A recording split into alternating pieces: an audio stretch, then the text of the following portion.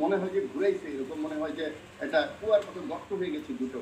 তার চোখের মধ্যে চাকু মারলে ক্যান ইউ থিঙ্ক ইভেন যে একজন আমি জাস্ট একটু জনাব আফসারি একটু জানতে চাই যে ডাকাতরা তো পালিয়ে যাওয়ার জন্য হয়তো বা তাকে একটা কিল থাপ্পড় দিয়ে বা তাকে একটু দুর্বল করে চলে যাওয়ার পর কেন ডাকাতরা তাকে হত্যার জন্য পরিকল্পিত মনে হলো যে হত্যা করলো? এটা তো ডাকাত নয়, এটাকে আমি গতকাল নাম দিয়েছি, এটা ওই যে পালানো লীগের ভিতরেই একটা ডাকাত লীগ এসেছে, আমি নাম দিয়েছি গতকাল। আমি জানি না এটা আপনারা হয়তো সেনাবাহিনীর লোক বলবেন না, এটা তো ডাকাত লীগ ছাড়া এইভাবে যে নিশ্চিত হত্যা করতে হবে তাকে। আপনি এখন যে বললেন যে আপনি ছোটবেলা দেখেছেন, এটা তো অসম্ভব যে একজন মানুষ বাঁচার জন্য আমি তাকে যে কোনো ভাবে একটু প্রতিহত করে পালিয়ে যাব, কেন তাকে এইভাবে মারব?